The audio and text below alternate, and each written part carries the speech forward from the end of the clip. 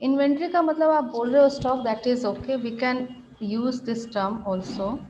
Stock and it includes what, inventory में क्या क्या चीज़ें आती हैं, ओके और ये कितने तरीके का होता है। तो इन्वेंट्री कितने तरीके का होता है, तो you will answer I think 3 types of inventories are there. कौन कौन सा होता है, any idea? Some answer is coming. एक होता है रॉ मटेरियल होता है, दूसरा फिनिश्ड गुड्स होता है, ठीक है, अनफिनिश्ड भी होता है कुछ, क्या अनफिनिश्ड, फिनिश्ड गुड्स, एक होता है जिसको हम लोग वर्क इन प्रोग्रेस बोलते हैं। अब रॉ मटेरियल क्या है? रॉ मटेरियल वो है जिस पे 0% वर्क हुआ है, हम लोग बस रॉ खरीद कर लाए हैं, अभी उन पे काम होना बाकी है। लाइक लेदर खरीद के लाए हैं, लेदर एज लेदर रखा हुआ, अभी शूज नहीं बना है, राइट? और शूज अगर बनकर रेडी हो गया तो that is known as finished goods. Shoes ready, अभी सेल नहीं हुआ है, ओके। ये WIP क्या होता है? इसका मतलब क्या है? रॉ मटेरियल में कुछ काम तो शुरू हो गया है, मे बी 1%, 0% से वो आगे बढ़ चुका है, लेकिन अभी तक 100% से को अचीव नहीं किया। कैन आई कॉल इट 99% अभी तक काम हुआ है। 1% भी काम शुरू हो गया उस रॉ मटेरियल के ऊपर, लेदर कट चुके हैं, स्टिच होना बाकी है, whatever the processing is left, okay, but that has not yet been finished और कंप्लीटेड, अभी तक फिनिश्ड गुड्स तैयार नहीं हुआ है। तो ये 3 प्रकार के रॉ मटेरियल सबों के लिए हैं या सिर्फ मैन्युफैक्चरिंग कंसर्न के लिए है, राइट ना? जो मैन्युफैक्चरर्स है उनके पास इन्वेंट्री 3 प्रकार की होती है, वो रॉ खरीदते हैं, उनको फिनिश में कन्वर्ट करते हैं, और इसी प्रक्रिया में at the year and, suppose this is 31/3/2020, raw material खरीदे कब? 1/4/2019 रॉ मटेरियल खरीदे, साल भर उन्होंने प्रोडक्शन किया, और 31 तारीख को ये स्थिति है कि उनके पास सपोज 25 मीटर्स का रॉ मटेरियल बचा हुआ है, okay, leather is in metre, shoes 1000 pairs of shoes are ready to be sold, okay, and कुछ ऐसे लेदर से जो कटे हुए हैं, स्टिच हो गए हैं, कुछ ऐसे भी जो फर्स्ट स्टेज में है, कटे हुए लेदर से अभी स्टिच नहीं हुए, कुछ ऐसे भी जो स्टिच हो गए हैं लेकिन पॉलिशिंग नहीं हुआ है, फिनिशिंग नहीं हुआ है, तो वो सारे किस कैटेगरी में आ जाएंगे?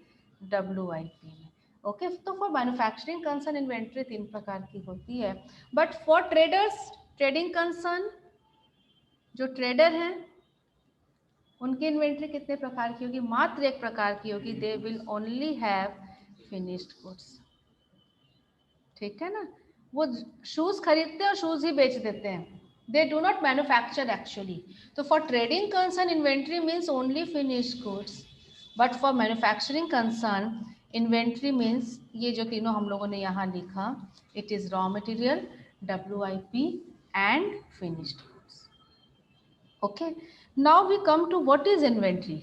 इन्वेंट्री में क्या क्या चीज़ें आती हैं, तो इसका एक बार हम लोग डेफिनेशन देखेंगे जो हमारे बुक में कवर किया हुआ है। We will go through that actually, okay. New share and here is the book share, okay.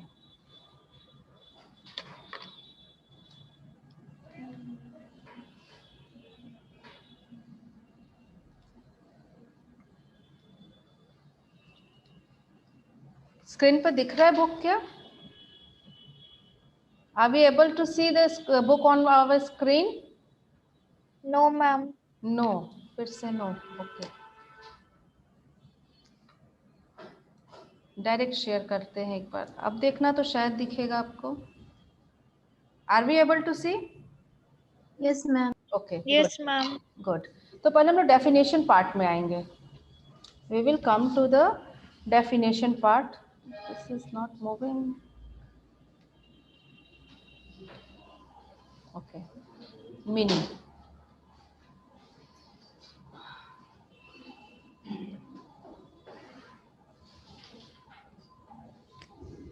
आप लोग के पास बुक है, आई थिंक ये बहुत छोटा दिख रहा है, and I don't know the way how to enhance it, वो नज़र नहीं आ रहा है मुझे।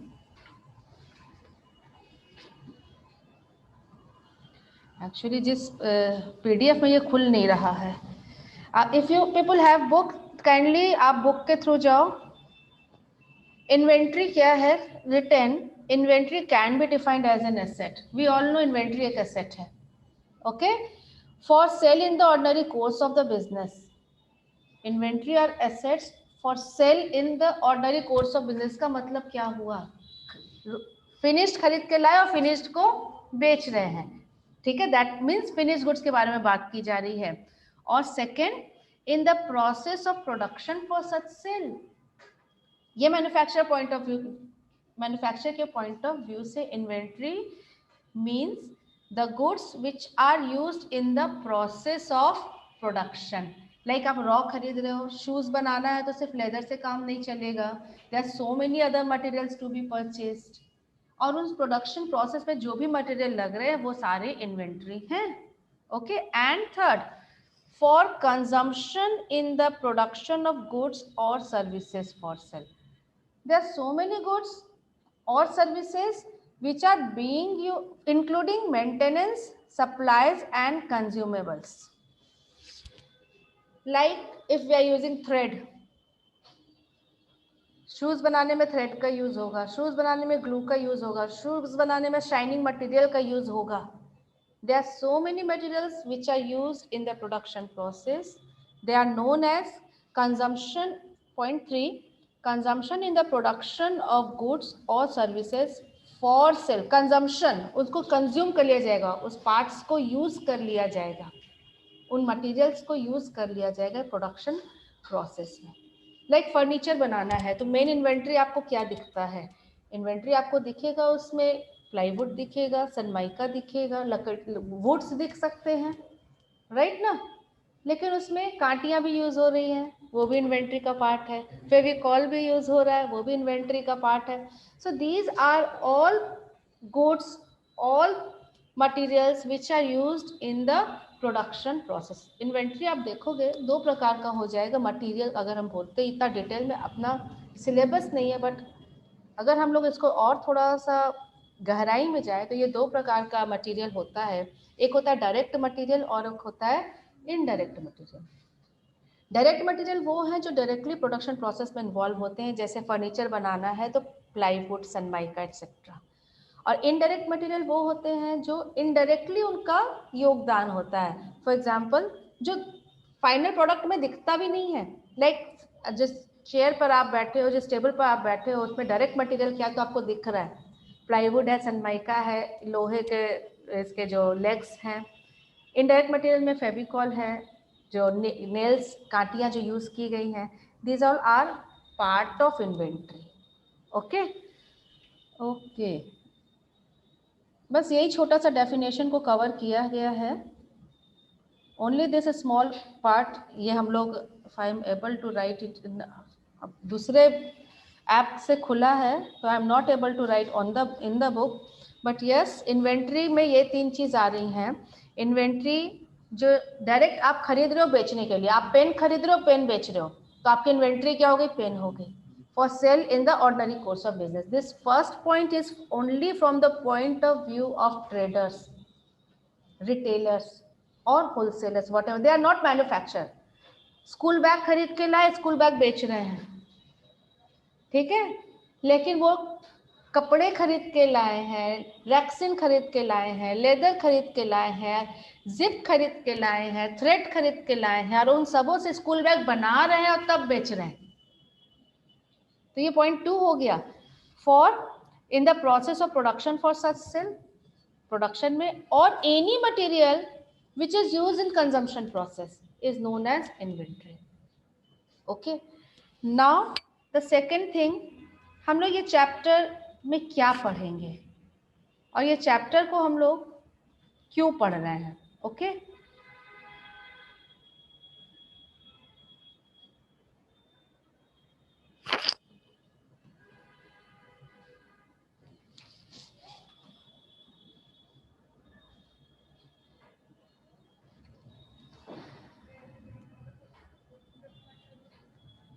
इन्वेंट्री का डेफिनेशन हम अपने शब्दों में लिखें. They are goods purchased for resale purpose. Can I say? ये number 1. In what are inventories? तो inventories are ऐसे लिख सकते हैं. Number 1, goods purchased for resale purpose.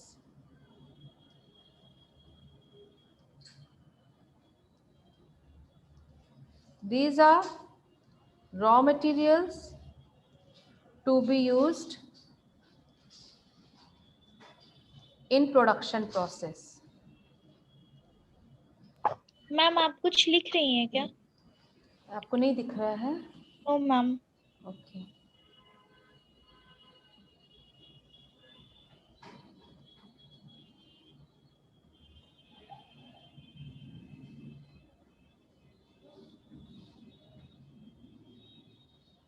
ना अब दिख रहा है? Yes ma'am. इसको हटा दो. What are inventories? Inventories are materials भी लिख सकते हो. यहाँ गुड्स हमने लिखा जस्ट समझने के लिए, क्योंकि यहाँ पर फिनिश्ड गुड्स को हम लिखना चाह रहे हैं. Goods purchase for resale purpose, ये इन्वेंट्री है. आप पेन खरीद के ला रहे हो, पेन बेचोगे तो पेन आपकी इन्वेंट्री होगी. आप स्कूल बैग खरीद के ला रहे हो, स्कूल बैग बेचोगे. आप वाटर बॉटल खरीद के ला रहे हो, वाटर बॉटल बेचोगे. तो whatever we are purchasing purpose is to resale, these are our inventory. Okay. Second, from manufacturing point of view, these are raw material. Inventory includes raw material to be used in production process. Okay. And other materials, consumables, which या to be use इसमें भी लिख सकते हैं, will be consumed in the process of production. Process of production. These all are covered in inventory. First number point is covering finished goods. Okay. Second point is covering direct material. Direct material. Or second or third point, I can say second or third point is for manufacturing. Manufacturing organization. Second point is talking about direct material, and third point is talking about indirect materials. But yes, all are inventories. Agar inventory is a wider term and it includes होना तो चाहिए. I don't. हाँ हो रहा है, recording हो रहा है. राइट. तो इन्वेंट्री इन तीनों को कहा जाता है, इन तीनों को कवर करता है. इस चैप्टर में हमें क्या और इन्वेंट्री कितने प्रकार का होता है हम लोगों ने पढ़ लिया. ये 3 प्रकार का होता है, raw material, WIP and work in progress. Right. हम ट्रेडर के पॉइंट ऑफ व्यू से या मैन्युफैक्चरर के पॉइंट ऑफ व्यू से ये डिस्टिंग्विश किया गया है. For trader it is only finished goods and for manufacturer 3 प्रकार की इन्वेंट्री हो जाती है. अगर कोई ट्रेडर है उसके लिए इन्वेंट्री कितने प्रकार की है? TREADER. उसके लिए इन्वेंट्री मात्र एक प्रकार की है. क्या है इन्वेंट्री? Finished goods. लेकिन फॉर मैन्युफैक्चरर इन्वेंट्री कितने प्रकार की हो जाएगी? तो ये 3 प्रकार की हो जाएगी. कौन कौन सी हो जाएगी? One is raw material, another is work in progress and last is finished goods. Right. इस चैप्टर का नाम क्या है? इन्वेंट्री है या इन्वेंट्री वैल्यूएशन है? जरा देखो तो. इन्वेंट्री ही है. इसमें हम लोगों को पर्टिकुलरली पढ़ना है inventory valuation, valuation of inventory. Inventory को जैसे क्लोजिंग स्टॉक या ओपनिंग स्टॉक, उसको कौन से वैल्यू पर उसका अमाउंट क्वांटिफाई कैसे करते हैं. Okay. This is the main crux of this chapter, how to value our inventory. Inventory का वैल्यूएशन क्यों ज़रूरी है? उसके बाद हम लोग जानेंगे how to value, but why. Correct value of inventory निकालना ज़रूरी है या नहीं? इन्वेंट्री वैल्यू का मतलब कैलकुलेटिंग और determining correct value of stock, सही वैल्यू निकालना स्टॉक का, उसे ही इन्वेंट्री का वैल्यू करना या इन्वेंट्री वैल्यूएशन करना कहा जाता है। करेक्ट वैल्यू निकालना इन्वेंट्री का क्यों ज़रूरी है? वाई? अगर हम सही वैल्यू नहीं निकालेंगे इन्वेंट्री का तो क्या दिक्कत हो सकता है? अगर इन्वेंट्री का वैल्यू होना चाहिए 1000 रुपये, क्लोजिंग स्टॉक का वैल्यू सपोज होना चाहिए 1000 रुपये, बट इंस्टेड ऑफ दिस आपने उसे लिख दिया है सपोज 1500 रुपये, तो क्या फर्क पड़ जाएगा और कहाँ फर्क पड़ जाएगा? ग्रॉस प्रॉफिट बढ़ेगा, एक आंसर आ रहा है मेरे पास। दूसरा आंसर आ रहा है, बैलेंस शीट में भी दिखता है। आप देखो इन्वेंट्री कहाँ कहाँ नजर आता है। इन्वेंट्री आपके एक तो profit and loss, trading and profit and loss account में जा रहा है, और दूसरा ये बैलेंस शीट में भी जा रहा है। तो अगर गलती से इन्वेंट्री को हम बढ़ा देते हैं तो क्या फर्क पड़ जाता है, कहाँ असर पड़ता है? If this is our trading and profit and loss account, inventory is written here in form of closing stock, right?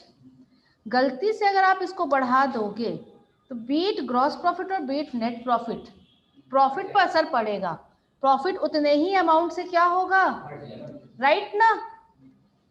गलती से अगर हम 1000 की जगह 1500 लिख दिए इन्वेंट्री को, तो 500 रुपए से प्रॉफिट भी बढ़ जाएगा, और गलती से अगर हम कम लिख दें तो 500 रुपए से प्रॉफिट भी घट जाएगा। क्लोजिंग स्टॉक और प्रॉफिट का डायरेक्ट रिलेशनशिप होता है। तो सही प्रॉफिट निकालने के लिए इन्वेंट्री का सही वैल्यूएशन जरूरी है या नहीं जरूरी है? Y inventory valuation? क्वेश्चन है, हम इनको इन्वेंट्री को वैल्यूएशन करना सही वाई? पहला आंसर आया टू गेट करेक्ट प्रॉफिट, है ना? सही प्रॉफिट और to correct amount of income का सही मूल्यांकन करने के लिए आपको इन्वेंट्री का सही वैल्यूएशन जरूरी है। सिर्फ क्लोजिंग स्टॉक ही इन्वेंट्री नहीं, यही अगले साल ओपनिंग स्टॉक भी बनता है। तो अगर एक साल अगर इन्वेंट्री आप गलत लिखोगे तो 2 साल का प्रॉफिट गड़बड़ हो जाएगा। यही क्लोजिंग स्टॉक अगले साल क्या बन जाएगा, कैरी फॉरवर्ड होके जाएगा, और यही क्या बन जाएगा, ओपनिंग स्टॉक। और ओपनिंग स्टॉक क्या नेट प्रॉफिट के साथ कोई रिश्ता है? यस, दिस इज खर्च साइड, एक्सपेंस साइड है ना। खर्च बढ़ता है तो प्रॉफिट घटता है, आपको तो पता ही होगा। तो अगर ओपनिंग स्टॉक बढ़ेगा तो प्रॉफिट घटेगा, और ओपनिंग स्टॉक अगर घट जाता है तो प्रॉफिट उतने ही अमाउंट से बढ़ जाता है। समझ में आ रहा है? क्लोजिंग स्टॉक और प्रॉफिट का डायरेक्ट रिलेशनशिप है, और ओपनिंग स्टॉक और प्रॉफिट का इनवर्स रिलेशनशिप है। तो अगर हम सही इन्वेंट्री का वैल्यूएशन नहीं करते हैं तो सिर्फ एक साल की प्रॉफिट पर असर नहीं पड़ता, ये 2-2 साल की प्रॉफिट को हैम्पर करता है, राइट ना? इस साल का प्रॉफिट डायरेक्टली हैम्पर हो रहा है, डायरेक्टली इफेक्टेड हो रहा है इश्यूज से, और अगले साल का प्रॉफिट इनडायरेक्टली या एडवर्सली इफेक्टेड हो रहा है। क्लियर है? तो in order to get true profit, correct profit का फिगर निकालने के लिए, इनकम का फिगर निकालने के लिए इन्वेंट्री वैल्यूएशन, जो हमारा टॉपिक है, जो हमारा आज के क्लास का डिस्कशन है, सही इन्वेंट्री का वैल्यूएशन जरूरी है। क्लियर हुआ? ओके। ये इतना ही जरूरी है कि इसके ऊपर एक अकाउंटिंग स्टैंडर्ड बना दिया गया है। एएस डेप्रिसिएशन पर याद है अकाउंटिंग स्टैंडर्ड? AS 6 था ना डेप्रिसिएशन के ऊपर, और इसके ऊपर है AS 2, और उस अकाउंटिंग स्टैंडर्ड का नाम क्या है पता है? वैल्यूएशन ऑफ इन्वेंट्री या इन्वेंट्री वैल्यूएशन। सेम यही चीज, inventory valuation is the name of AS 2। Okay. आप डेप्रिसिएशन जब हम लोग पढ़ रहे थे तो उसमें ऑब्जेक्ट पढ़े थे कि 4 मकसद से हम डेप्रिसिएशन पढ़ रहे हैं, सही डेप्रिसिएशन का अमाउंट निकलना चाहिए।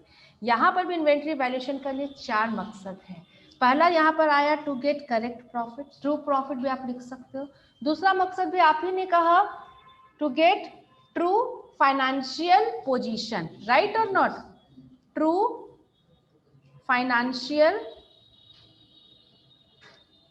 पोजीशन। इन्वेंट्री इतना जरूरी आइटम है, ये 2 जगह दिखता है, ट्रेडिंग पीरियड में तो जाता ही है और दूसरा कहाँ जाता है, ये बैलेंस शीट में। बैलेंस शीट में ये inventory is one of the major element of an asset, asset side का एक इंपॉर्टेंट पार्ट है। तो बैलेंस शीट सही बने उसके लिए इन्वेंट्री का भी सही वैल्यूएशन होना जरूरी है, ठीक है। Third is to get true liquid, एक मिनट रुको, लेट मी सी वर्ड क्या यूज किया है, हाँ ट्रू या करेक्ट लिक्विडिटी एनालिसिस ऐसे करके कुछ लिखा होगा, है ना।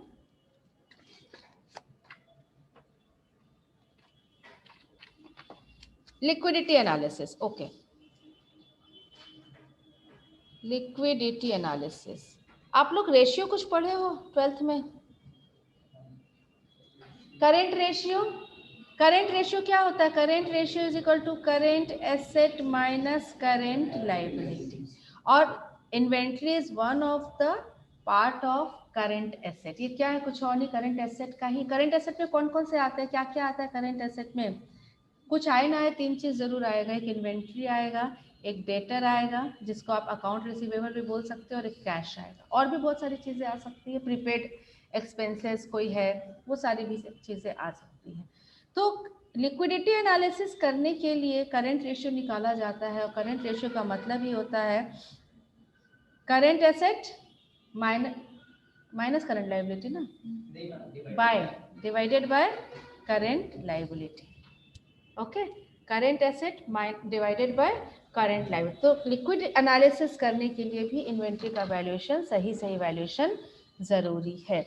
And number 4 says statutory compliance.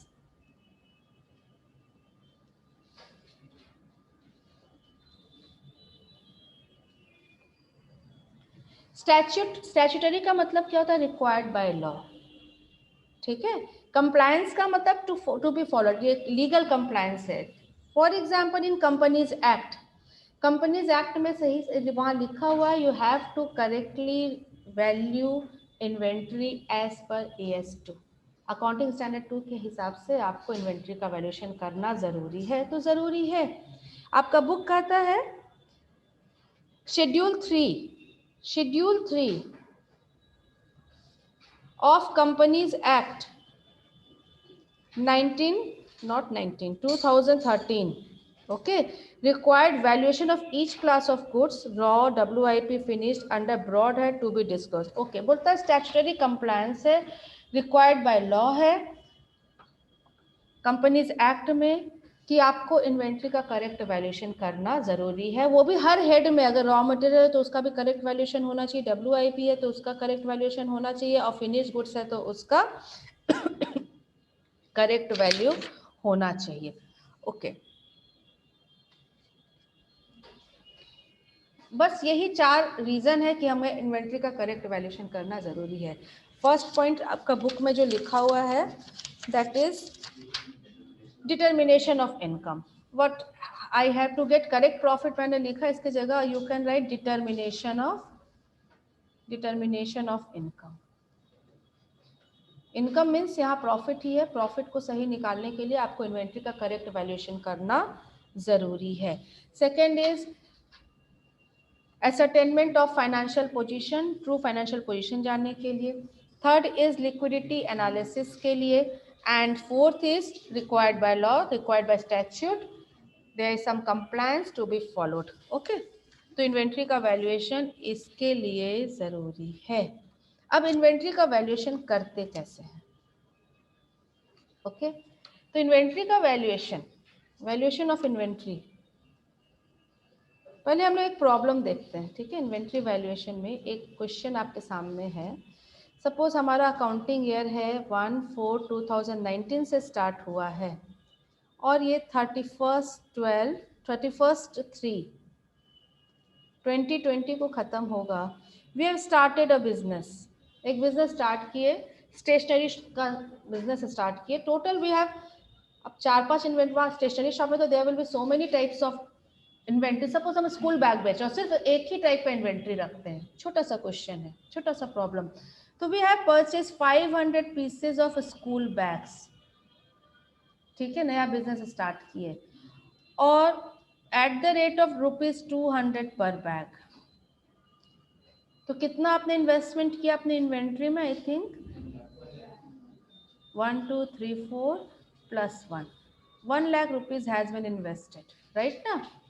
और बिजनेस एकदम हमारे मन मुताबिक नहीं चला, एक भी बैग नहीं बिका, not even a single school bag we would be able to sell. साल का अंत आ गया और आज भी हमारे पास 500 पीसेस ऑफ इन्वेंट्री पड़ी हुई है, ठीक है। और आप सोचते हो कि अगर इनको हम बेच पाएंगे तो now we are able to sell it only for ₹150। खरीदे हैं 200 में और आज तक बेच नहीं पाए, ऐसे कैसे रखा हुआ है गोडाउन में। Now we would be able to sell only at ₹150 पर बैग, ठीक है। तो इसका वैल्यू अगर निकाला जाए तो आई थिंक दिस इज 75,000। तो अब चलिए भैया, अपने को ट्रेडिंग अकाउंट तो बनाना ही पड़ेगा, बिजनेस तो अच्छा चला नहीं लेकिन साल का अंत आ गया। सेल इज नील, चलिए by sale, this is trading account, sale is nil, okay, this is trading account. एक भी पीस नहीं बेचे, कोई बात नहीं, कुछ सीखने के लिए हम लोग थोड़ा एग्जाम्पल लिए। ओपनिंग स्टॉक था नहीं, फर्स्ट ईयर था हमारा। परचेज किए थे कितने पर? 1 लाख पर, राइट ना। 500 bags at the rate of 200 each. तो बाय क्लोजिंग स्टॉक कुछ दिखेगा ना। कंफ्यूजन यहाँ पर ये है, क्वेश्चन यहाँ पर ये है, आप क्लोजिंग स्टॉक 1 लाख पर दिखाओगे जितने पे खरीदे थे, या फिर 75,000 पर दिखाओगे जितने पे बेच सक पाओगे आगे अगले साल?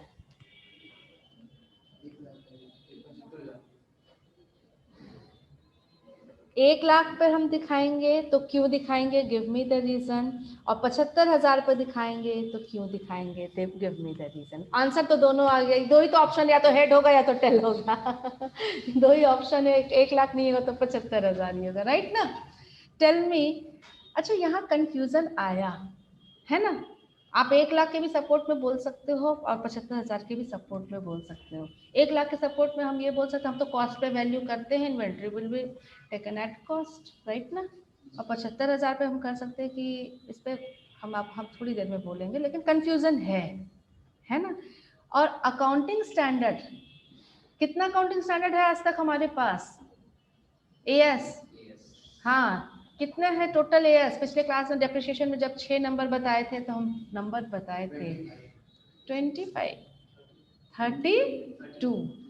We have 32 accounting standard so far, ठीक है। और 2 इज ऑन। और अकाउंटिंग स्टैंडर्ड को लाने का मकसद क्या है? कौन लाया है? हम बताए भी थे, institute of chartered accountant of India is the apex body जो अभी तक 32 अकाउंटिंग स्टैंडर्ड दिया है। लेकिन इस जो वो कमिटी बनाई गई है उसमें सब मेंबर, आरबीआई के भी मेंबर है, इंस्टीट्यूट ऑफ कॉस्ट अकाउंटेंट के भी मेंबर है, सीएस के भी मेंबर है, सो मेनी पर्सन। इस पर हम लोग जब चैप्टर करेंगे, छोटा सा थ्योरी का चैप्टर यूनिट 1 में है, वहाँ हम लोग उसको कवर करेंगे कि who are the members and all. बनाने का मकसद क्या है? टू एलिमिनेट मतलब खत्म करना कंफ्यूजन्स। वन ऑफ द मकसद, one of the object of making और ड्राफ्टिंग अकाउंटिंग स्टैंडर्ड। तो एक कंफ्यूजन तो हम आपको सामने रखें ना, और इसी कंफ्यूजन को दूर करने के लिए अकाउंटिंग स्टैंडर्ड नंबर 2 लाया गया है, वन ऑफ द कंफ्यूजन, ठीक है। तो इन्वेंट्री का वैल्यूएशन कैसे होता है? आप 1 लाख पे करोगे कि 75,000 पे करोगे? 1 लाख को हम क्या बोल सकते हैं? कॉस्ट बोल सकते हैं, राइट ना। और 75,000 को हम क्या बोल सकते हैं? मार्केट वैल्यू या सेल वैल्यू, है ना। तो सेल वैल्यू अच्छा नहीं लगेगा यहाँ पर, क्योंकि अभी बिका नहीं है, बिकता तब हम उसको सेल बोलते हैं। इसको हम लोग बोलते हैं रियलाइजेबल वैल्यू। कौन सा वैल्यू? Realisable value.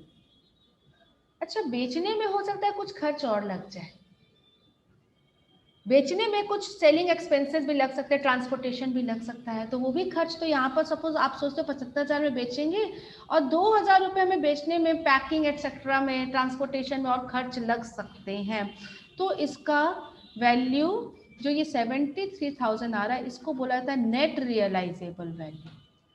ठीक है, NRV, in short it is known as NRV।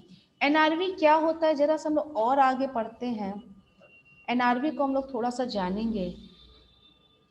N मतलब net, R means realisable, V means value. NRV मतलब होता है net realisable value. It means estimated selling price, अनुमानित selling price minus estimated selling expenses. ठीक है ना, जैसे हमने ऐसे अनुमान किया कि अगर बेच पाएंगे तो 150 रुपये में ही पर स्कूल बैग बेच पाएंगे, मतलब 75,000 रुपये हमारा एस्टिमेटेड सेलिंग प्राइस हो गया। और बेचने जाएंगे तो पैकिंग करके देना पड़ेगा और थोड़ा होम डिलीवरी करना पड़ेगा, तो 2,000 तो उसमें खर्च हो जाएंगे। तो NRV कितना आ गया हमारा? 73,000। द क्वेश्चन इज, इसको हम कॉस्ट 1 लाख पर वैल्यू करें।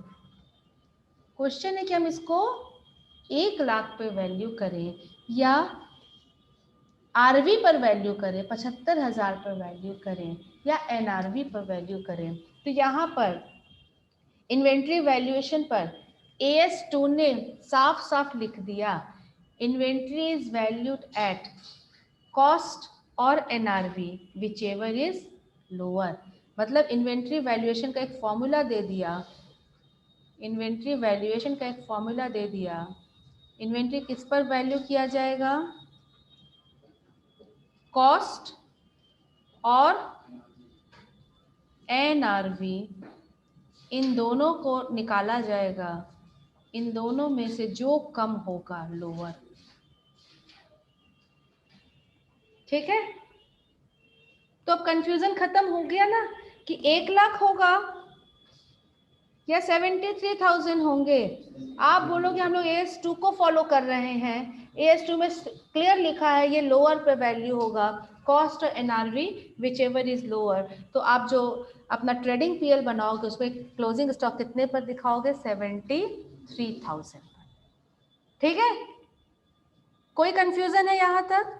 ये समझ में आया, इन्वेंट्री वैल्यूएशन का एक छोटा सा फॉर्मूला है और ये आपको थ्रू आउट लाइफ यूज करना है। CA बनोगे फाइनल तक भी यूज होगा और उसके बाद जब आप प्रैक्टिस में आओगे या जब इसको प्रैक्टिकल यूज करोगे वहां पर भी आपको यूज होगा।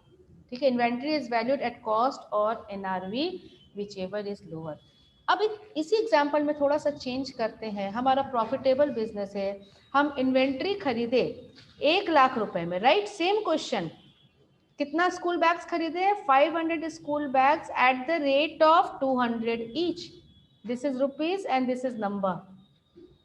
500 पीस स्कूल बैग खरीदे at the rate of 200 each, so this is cost. और आप सोचते हो कि इस स्कूल बैग को पर बैग हम बेच पाएंगे 300 रुपीज में। ठीक है, तो अब RV कितना हो गया? RV मतलब समझ में आ रहा है? Estimated selling price, realisable value कितना हो गया? 1,50,000, राइट ना? और बेचने में फिर से मान लेते हैं कि हमें 2,000 रुपये खर्च तो लगेंगे ही, पैकिंग एंड डिलीवरी एक्सपेंसेस। तो NRV कितना हो गया? 1,48,000। अब इन्वेंट्री को आप 1 लाख में दिखाओगे या NRV में दिखाओगे? राइट ना, फॉर्मूला वही है। लोअर और पहले था 1 लाख और 73,000, तो लोअर कौन था? NRV वाज द लोअर, तो आपने इससे सेलेक्ट किया और क्लोजिंग स्टॉक जो सेल के नीचे ट्रेडिंग अकाउंट में आता है, आपने 73,000 लिख दिया, but if this is the situation, the cost is less than NRV. तो अब आप ट्रेडिंग अकाउंट में कितने को दिखाओगे? Same trading account, in first case आपका क्लोजिंग स्टॉक का वैल्यूएशन था 73,000, in second case closing stock का वैल्यूएशन हो जाएगा 1 लाख। पॉलिसी है, हमारा सिद्धांत है कि inventory is to be valued at cost और NRV whichever is lower. ठीक है, तो पहले केस में एनआरवी लोअर था तो एनआरवी पर दिखाए, ओके। और दूसरे केस में क्या लोअर है? कॉस्ट लोअर है, तो हम उसको कॉस्ट पर दिखाएंगे। ठीक है, कुछ और इसमें एक चीज़ और बताएं, कॉन्सेप्ट्स आपको पता है ना बहुत सारे, हमारा बार बार हम ये बात आपके साथ किए कि अगर अकाउंट्स एक बिल्डिंग है तो उसके नीचे कितने पिलर हैं? 13 पिलर, फाउंडेशन, नींव के पिलर्स। नींव जितनी मजबूत होती है बिल्डिंग उतना ही मजबूत होता है। तो हमारे अकाउंट्स के अगर एक बिल्डिंग है तो उसके नीचे कितना पिलर है? 13 पिलर है। ठीक है, एक आध पिलर का नाम बताओगे? हाँ, पहला है, ये सब पढ़े हुए थे कहीं कहीं बीच में ना, बिजनेस, हम शॉर्ट में लिखे, बिजनेस एंटिटी कॉन्सेप्ट शॉर्ट में लिख दिए। दूसरा क्या पढ़ाए थे? मनी मेजर, हर वो चीज जिनको मनी में नाप सकते उसको अकाउंट्स में जगह मिलती है, कॉन्सेप्ट। ठीक है, तीसरा था गोइंग कंसर्न, है ना, बिजनेस आज शुरू किए कब तक, तो हम लोग एज्यूम करते हैं ये चलते चला जाएगा फॉर अनसीन फ्यूचर। चौथा था मैचिंग कॉन्सेप्ट, है ना, मैचिंग कॉन्सेप्ट कहता है कि इस साल के रेवेन्यू को अर्न करने में जो भी खर्च रखते हैं इसी साल के पीएल या ट्रेडिंग में दिखाए जाते हैं। एक और कॉन्सेप्ट आज हम लोग पढ़ रहे हैं, conservatism concept, conservatism concept. Conservative किसको बोलते हैं? कंजर्वेटिव का मतलब क्या होता है? आप बोलते हैं ना उसकी फैमिली बहुत कंजर्वेटिव है, ऐसा करके we use this word actually. Conservatism का मतलब क्या होता है? इन नो, हाँ, बचा के चलना, कंजर्व करके चलना, छोटी सोच रहना, संकीर्ण विचारधारा रहना, स्मॉल मतलब जो नॉट ओपन। तो accounts is also conservative, accounts भी बहुत बचा के चलता है। अब आप देखो इन दोनों में, अगर यहाँ 1 लाख दिखा देते तो क्या होता? अगर यहाँ 1 लाख दिखा, प्रॉफिट पर क्या असर होता? प्रॉफिट बढ़ जाता, लेकिन फ्यूचर में तो नुकसान होना है ना, हम 1 लाख पे कैसे दिखाएंगे? कंजर्वेटिव में सोच ये है कि अगर फ्यूचर में कोई लॉस हो रहा है तो उसको अभी अकाउंट फॉर करो। आप 73,000 या 1 लाख, दो ही ऑप्शन था, हमारा 1 लाख का सामान है लेकिन बेचेंगे तो 73,000 में ही बिकेगा, तो ये लॉस होगा जब भी बेचेंगे, अगले साल लॉस होना ही होना अगर बिकेगा तो अगर फ्यूचर का लॉस आपको आज पता चल गया तो उसको आज ही अकाउंट्स में लिख लो। और इसीलिए हम इस लॉस को आज ही, इससे क्या होगा, प्रॉफिट क्या होगा, अगर हम 1 लाख की जगह 73,000 लिख देंगे तो प्रॉफिट क्या हो जाएगा, उतने रुपए से कम हो जाएगा। कौन सा सोच काम कर रहा है यहाँ पर, कौन सा कॉन्सेप्ट काम कर रहा है? कंजर्वेटिज्म। ठीक है, लेकिन अगर फ्यूचर में फायदा होना है, 1 लाख के सामान को आप 1,48,000 में अगर बेच पाओगे ऐसा आप अनुमान करते हो तो बाद में देखेंगे। Estimate no profit of future today, but provide for all estimated losses. हाँ, अगर फ्यूचर में लॉस हो रहा है ऐसा आपको संभावना है तो उसका आज ही अकाउंट कर लो। Y2 में लॉस हो रहा है तो Y1 में अकाउंट करेंगे अगर ऐसी संभावना है, लेकिन अगर Y2 में प्रॉफिट हो रहा है तो प्रॉफिट को जाने दो, प्रॉफिट जब होगा तब देखा जाएगा। 1 लाख की चीज को हम कितने में बेच सकते हैं? आपने अनुमान किया था 1,48,000, लेकिन क्लोजिंग स्टॉक को आपने कितना पर ही लिखा, प्रॉफिट को अभी अकाउंट फॉर नहीं किया। लेकिन लॉस अगर फ्यूचर में होना है ऐसा संभावना दिख रही है तो उसको आज ही अकाउंट फॉर करेंगे। Estimate no profit of future now but provide for all estimated losses. समझ में आया? तो ये AS2 के पीछे कौन सा कॉन्सेप्ट वर्क कर रहा है? AS2 के पीछे कॉन्सेप्ट वर्क कर रहा है कंजर्वेटिज्म। सारा कॉन्सेप्ट 13 कॉन्सेप्ट हम लोग एक बार पढ़ेंगे जब जरूरत होगा। अभी जो जिस कॉन्सेप्ट का यूज हो रहा है वो हम उस चैप्टर में टच करते हैं। ठीक है, तो इन्वेंट्री का वैल्यूएशन कैसे होता है अब तो क्लियर हो गया, अब कभी कंफ्यूजन नहीं होगा। AS2 को यूज करेंगे। सपोज गिवन कॉस्ट दिया हुआ है 5,000 रुपए और NRV दिया हुआ है 7,000 रुपए। आप ट्रेडिंग और बैलेंस शीट में इन्वेंट्री को कौन से अमाउंट पर वैल्यू करोगे? 5,000, राइट ना? और सपोज करो इसी क्वेश्चन में NRV वाज 4,000, कॉस्ट और NRV whichever is लोअर, आप किसको ले लोगे? 4,000 को ले लोगे, है ना? तो ये कौन बोल रहा है? AS2 बोल रहा है। कंफ्यूजन को दूर कर दिया, सभी लोग ऐसा यूज करेंगे तो सिमिलैरिटी भी, कंपेरेबिलिटी भी रहेगी। ओके, रीडिंग हो गया, इन्वेंट्री वैल्यूएशन का मेथड हो गया।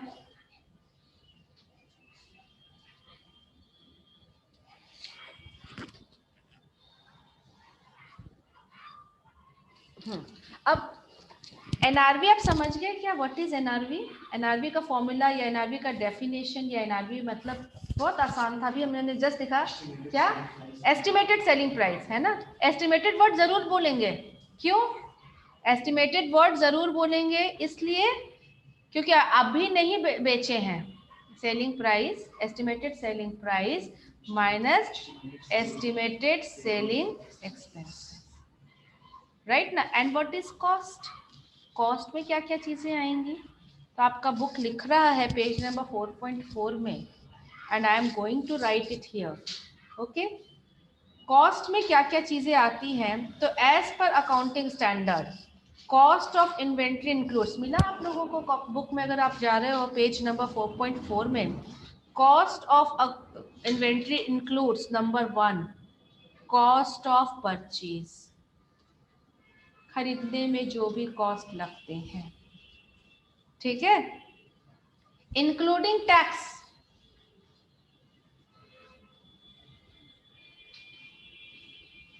आजकल GST लगकर आप गुड्स खरीदते हो। You have purchase a calculator, calculator का कॉस्ट था 400 रुपया और बोलता है इस पर 18% GST लगता है। हम 10% मान लेते हैं कैलकुलेशन के लिए, 10% GST तो 40 रुपया। तो आपके लिए वो कैलकुलेटर कितने का कहलाएगा? 440 का, ठीक है? कॉस्ट ऑफ परचेज में क्या क्या चीजें आती हैं? कॉस्ट ऑफ गुड्स आता है, second is taxes, freight, other expenses directly. 4 चीजें बोला जा रहा है। कॉस्ट ऑफ गुड्स आ गया, दूसरा चीज आ गया टैक्सेस एंड ड्यूटीज, तीसरा चीज आ गया फ्रेट, भाड़ा, और चौथा चीज आ गया all cost attributable, directly attributable to other direct expenses, direct expenses relating to purchase, relating to acquisition,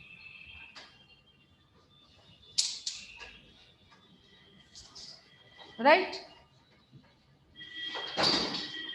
बिल्कुल ये डेप्रिसिएशन की तरह, डेप्रिसिएशन एक एसेट को खरीद रहे थे आप, एसेट को खरीदने में जितने भी खर्चे लगते आपने क्या किया था? उनको ऐड कर दिया था कि नहीं? तो वैसे ही इसमें आप एक कैलकुलेटर खरीदे 40 रुपीज का, अगर उसमें टैक्स दिया, सपोज आप एक नहीं आप 1,000 कैलकुलेटर खरीद रहे हो तो भाड़ा भी दोगे। एक कैलकुलेटर खरीदो तो पॉकेट में डाल के ले आओगे, लेकिन 1,000 कैलकुलेटर खरीदोगे तो कहीं ना कहीं आपको लॉरी करना पड़ेगा, आप कहीं ना कहीं भाड़ा दे करके आओगे। और all cost included which are directly relating to acquisition, तो ये आया कॉस्ट ऑफ परचेज में। कॉस्ट ऑफ परचेज के अंदर ये 4 वर्ड आए हैं, cost of goods plus taxes and duties plus भाड़ा plus all other expenses relating to acquisition. Okay, अगर आपको इसमें डिस्काउंट मिल गया तो सपोज आपने 1,000 कैलकुलेटर खरीदा, 1,000 पीस, राइट ना। तो 4,40,000 का बिल बना ना, और इसमें आपको कुछ कितना मान ले 10% means 44,000 you are getting relaxation as discount, 10% discount दे दिया. So the total cost will be, cost of inventory will now reduced by, इसमें से माइनस करेंगे डिस्काउंट, ट्रेड डिस्काउंट है ना. कोई भी अगर ट्रेड डिस्काउंट मिल रहा है तो that will be reduced. Okay okay. तो it includes cost of purchase. As per AS2 हम लोग जा रहे हैं. AS2 बोलता है कॉस्ट ऑफ परचेज के बाद इन्वेंट्री का कॉस्ट में इंक्लूड होगा, क्या इंक्लूड होगा? Cost of conversion.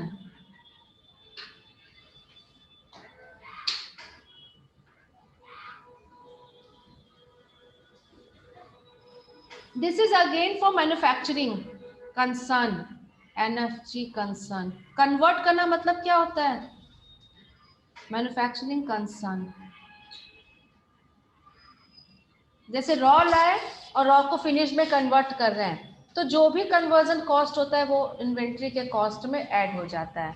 आप प्लास्टिक शीट्स लाए हो और उससे बॉटल बना रहे हो, आप लेदर लाए हो उससे शूज बना रहे हो, तो कन्वर्जन कॉस्ट. कन्वर्जन कॉस्ट मतलब रॉ, आप ऐसे लिख सकते हो रॉ मटेरियल को फिनिश्ड गुड्स में कन्वर्ट करने का कॉस्ट. जितने भी कॉस्ट लगेंगे, लेबर को पेमेंट करना पड़ेगा, बड़ी सारी मशीनें लगेंगी, रेंट लग सकता है जहां आप काम कर रहे हो, तो उनको कैलकुलेट किया जाता है. ये आप आगे जाके पढ़ोगे कॉस्ट अकाउंटिंग में, जो CA इंटर में, CMA इंटर का पार्ट है ये.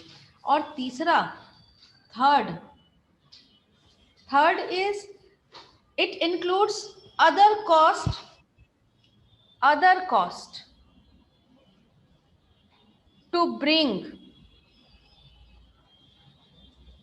the inventory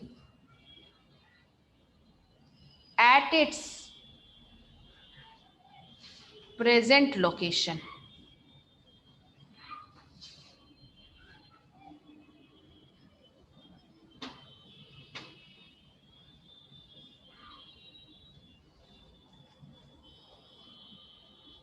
What does it mean? Other cost to bring the inventory at its present location. Present location like godown. Godown तक माल को लाने में जो खर्च लगते हैं वो इन्वेंट्री के कॉस्ट में ऐड हो जाते हैं. ओके इसको थोड़ा सा हम लोग और इलेबोरेट करेंगे. अभी कॉस्ट वर्ड में क्या क्या चीज आया, एक बार आप थोड़ा सा इसको सॉर्टिंग करते. 3 तरीके का कॉस्ट आया है. Number 1 is cost of purchase ना, दूसरा कॉस्ट ऑफ कन्वर्जन, लेकिन वो सिर्फ मैन्युफैक्चरिंग के लिए. जो ट्रेडर है उनके लिए कॉस्ट ऑफ कन्वर्जन नहीं होगा, ठीक है. और तीसरा other cost necessary to bring the inventory, जो ऊपर में लिखा हुआ एट इट्स प्रेजेंट लोकेशन. तो ट्रेडर के लिए, क्योंकि हम लोग ट्रेडर के लिए अकाउंटिंग पढ़ रहे हैं, हमारे लिए कॉस्ट का मतलब क्या हो जाएगा? Cost of purchase plus other cost. This is the way we will get the cost for inventory. इसमें क्या क्या चीजें आ गई? अभी ऊपर में आपने चार्ट तो लिखा ही था. एक परचेज प्राइस आ गया, परचेज PURCHASE, परचेज कॉस्ट. दूसरा इसमें क्या आ जाएगा? फ्रेट आ जाएगा. तीसरा ड्यूटीज एंड टैक्सेस आ जाएगा. चौथा क्या लिखा था? Any other cost, other direct expenses. तो ये अदर कॉस्ट आपको आप यहाँ से भी निकाल सकते, मतलब कोरिलेट कर सकते हो. Any cost to bring the inventory at it's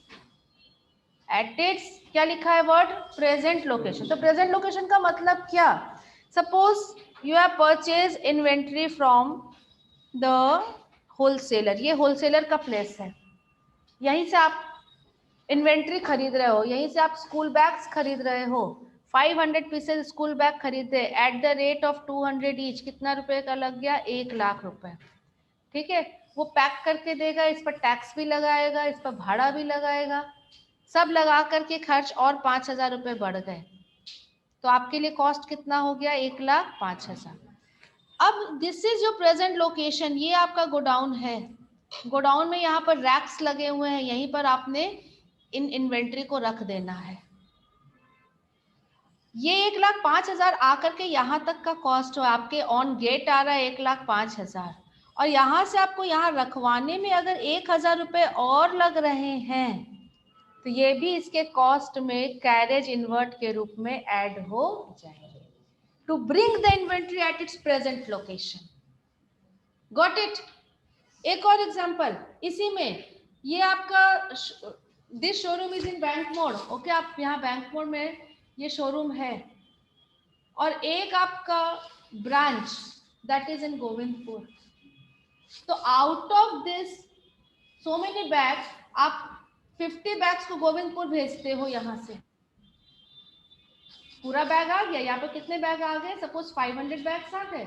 out of this से 200 बैग्स को आप फिर से भाड़ा लगा करके अपने ब्रांच में भेज रहे हो, तो वहां वाले इन्वेंट्री के कॉस्ट में एडिशनल फ्रेट भी ऐड हो जाएगा, क्योंकि उसका प्रेजेंट लोकेशन गोविंदपुर है।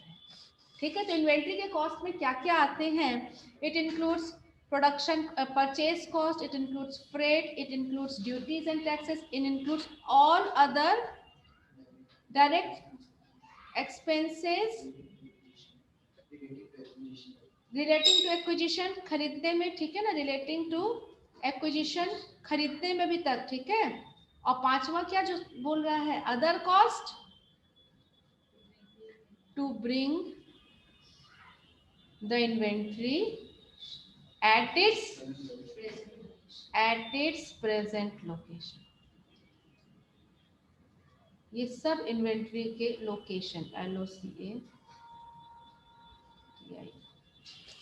ठीक है। तो ऐसे इन्वेंट्री का कॉस्ट निकाला जाएगा। कॉस्ट को कंपेयर किया जाएगा NRV से, और दोनों में से जो कम होगा वही हमारे इन्वेंट्री का वैल्यू बन करके ट्रेडिंग अकाउंट में भी दिखेगा, बैलेंस शीट में भी दिखेगा। ओके, इसमें एक और पार्ट लिखा हुआ है कि इन्वेंट्री के कॉस्ट में क्या क्या इंक्लूड नहीं होगा। क्या क्या इंक्लूड होगा ये तो हम लोगों ने जान लिया, क्या नॉट इंक्लूडेड, ठीक है। एक्सक्लूजन, ऐसे लिख सकते हैं, एक्सक्लूजन। क्या क्या इंक्लूड नहीं होगा? Number 1, abnormal loss,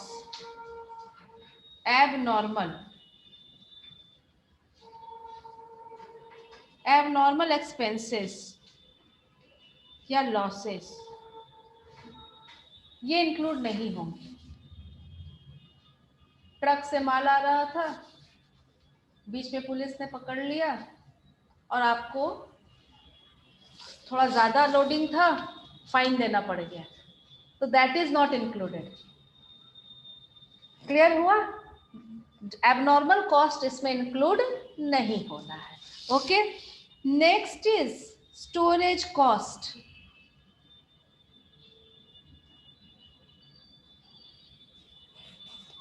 storage cost, एक बार माल को रख दिए गोडाउन के अंदर, तभी भी गोडाउन का रेंट आप दे रहे हो, गोडाउन में जो पर्सन है उसका सैलरी दे रहे हो, वो इन्वेंट्री के लिए ही तो है, तो क्या उसे इंक्लूड करेंगे? नहीं। क्या हम लोग पढ़े हैं? Up to bringing the inventory at its present location, माल को लाने तक का और रैक में रखने तक का खर्च उसके कॉस्ट में इंक्लूड होगा। उसके बाद आप 1000 खर्च, हो सकता है आप इंश्योरेंस करवा लो, हो सकता है माल जल जाए, ऐसा आपको डर है तो आप माल को क्या करते हो, गुड्स को क्या करते हो, इंश्योर्ड करा लेते हो। तो क्या इंश्योरेंस कॉस्ट ऐड होगा? Answer is no. See one more example. See, ये हमारा सेलर है, इनसे हम गुड्स खरीद के ला रहे हैं to our place, and this is our godown, यहाँ रैक में रखना है। ये गुड्स आपका चलिए कोलकाता से आ रहा है, कोलकाता में गुड्स खरीदे 1 लाख का, फिर वहां से फ्रेट या तो ट्रक से आएगा या तो ट्रेन से आएगा, भाड़ा लगेगा। आपको लग रहा है कि हो सकता है रास्ते में एक्सीडेंटल लॉस से बचने के लिए आपने क्या करा लिया? इंश्योरेंस भी करा लिया 2000 का। क्या ये इंश्योरेंस का कॉस्ट इन्वेंट्री के कॉस्ट में ऐड होगा? Yes, why not? क्यों नहीं ऐड होना चाहिए या क्यों ऐड होगा? क्या बोल रहा है AS2 कि इन्वेंट्री को प्रेजेंट लोकेशन तक लाने में जो भी खर्च लगते हैं वो उसके कॉस्ट में ऐड हो जाते हैं। Present location is here. Tax भी अगर आप यहाँ पर टैक्स दे रहे हो तो ऐड होगा, अगर आप यहाँ पर फ्रेट दे रहे हो तो ऐड होगा, अगर आप यहाँ पर इंश्योरेंस चार्ज दे रहे हो, इंश्योरेंस इन ट्रांजिट दे रहे हो तो ऐड होगा। Getting my point? लेकिन एक बार गुड्स यहाँ रखा गया, गोडाउन का भी तो आप इंश्योरेंस कराते हो, तो क्या ये इंक्लूड होगा इन्वेंट्री के कॉस्ट में? Answer is no. AS2 बोलता है in order to bring the inventory at its present location, present location is here. एक बार गुड्स को यहाँ रख दिया, वहां तक के खर्चे आएंगे, उसके बाद के खर्चे आप इन्वेंट्री पे लाख खर्च कर लो उसको रखने में, जब तक बिकता नहीं है वो खर्च उसके कॉस्ट में ऐड नहीं होगा। तो हम लोग पढ़ रहे थे इसमें क्या क्या चीजें एक्सक्लूड करना है। तो पहला था एबनॉर्मल एक्सपेंसेस को एक्सक्लूड करेंगे। दूसरा स्टोरेज कॉस्ट, यहाँ पर आप रेंट दे रहे होगे, यहाँ का आप मेंटेनेंस दे रहे होगे। अगर ये inventory suppose this is very क्या बोला, perishable items like fish, like eggs, तो उसके लिए आपको पूरा एकदम कोल्ड रख करके उसको स्टोर करना पड़ रहा है, डीप फ्रीजर रेडी करना पड़ रहा है, तो खर्च लग रहे हैं, तो उनके वो खर्च भी इसके कॉस्ट में ऐड होने वाले नहीं। लाने तक का खर्च ऐड होगा लेकिन रखने के बाद का खर्च ऐड नहीं हो गया। तो storage cost does not become part of closing stock. Clear हुआ? Next is other administration cost, salary दे रहे हैं, अदर एडमिनिस्ट्रेशन कॉस्ट,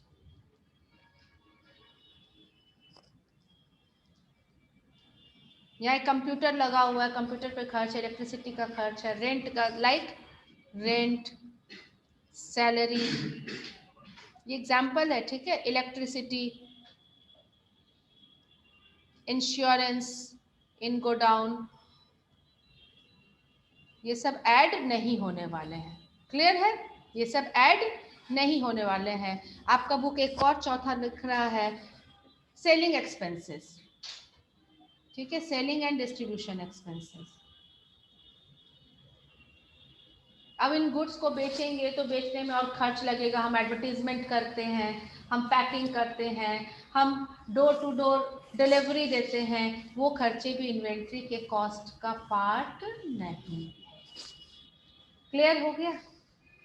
तो this is the way inventory के कॉस्ट पे क्या क्या ऐड होंगे। अगर हम फिर आपसे पूछें तो आपका एक ही आंसर होगा, right from purchase cost.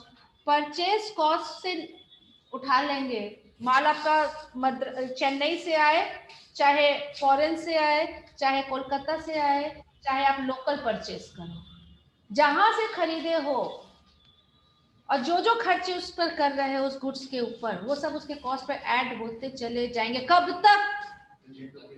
Present location पर लाना। उसके बाद आप उसके ऊपर रख रखाव में जब तक नहीं बिकता है फिश, आपको खर्च करना पड़ेगा उसका, चाहे वो कोई भी टाइप का इन्वेंट्री हो, लेकिन वो कॉस्ट उसके कॉस्ट में ऐड होने वाला नहीं है। गॉट इट ना?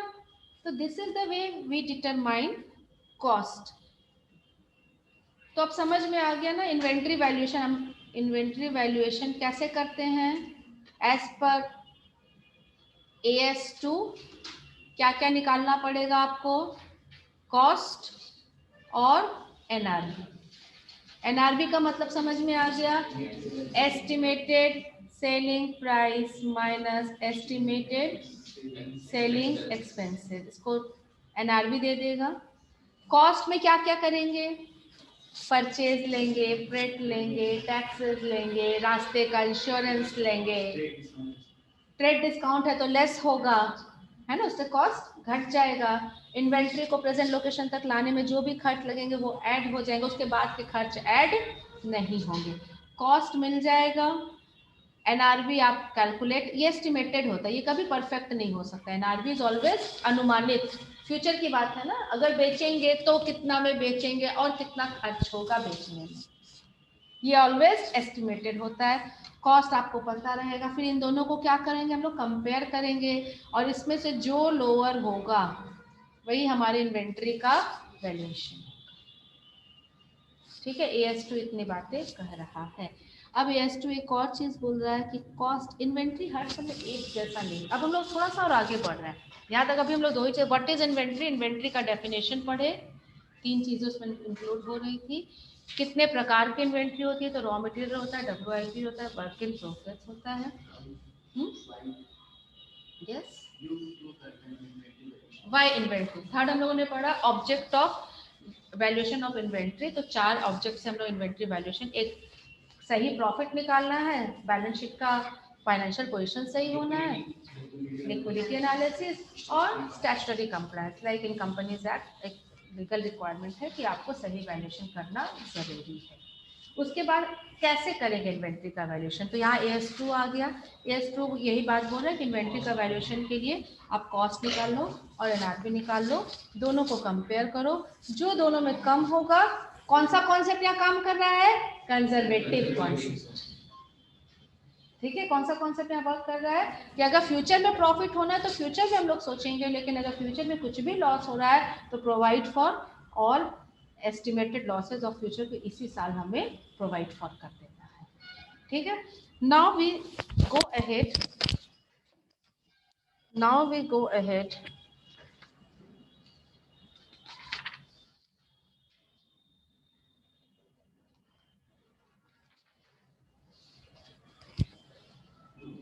अब स्टार्टिंग का बिल्कुल front page of your book, पहला पेज एक बार निकालो, उससे हम लोगों को पता चलेगा कि इन्वेंट्री वैल्यूएशन में हमारा सिलेबस क्या है।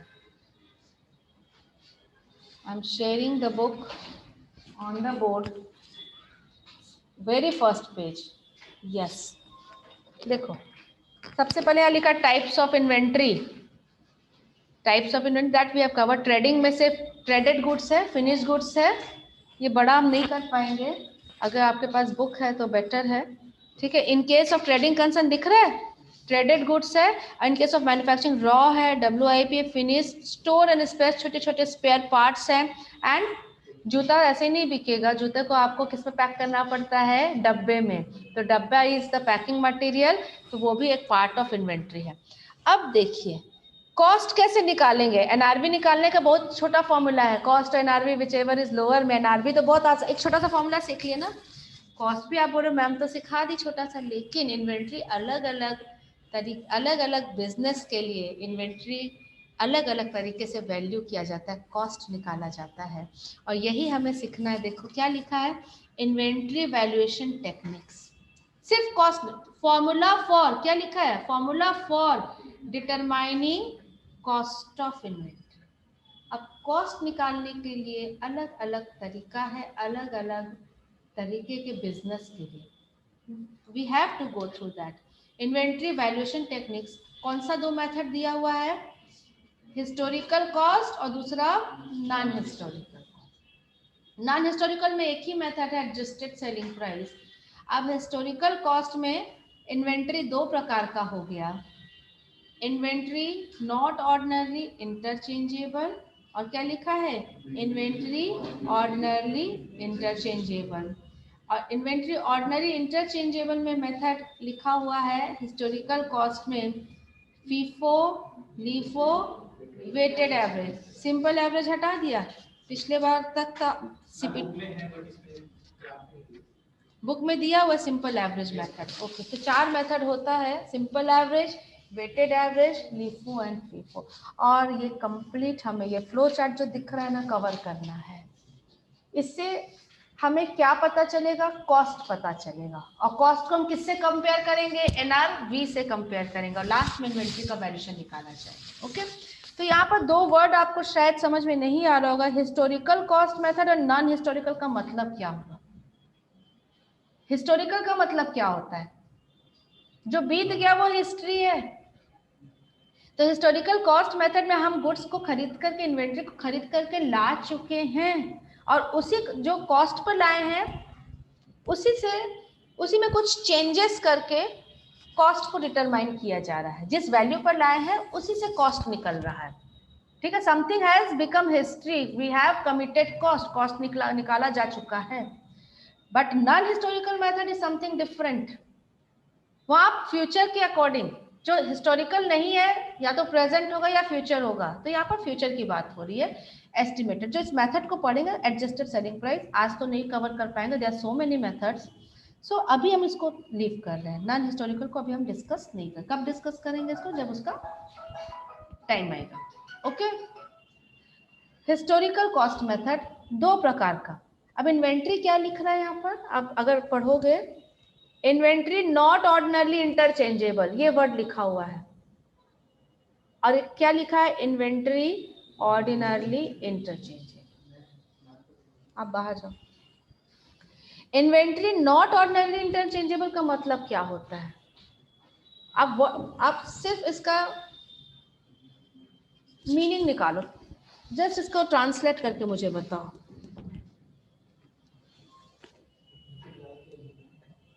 Inventory not ordinarily interchangeable.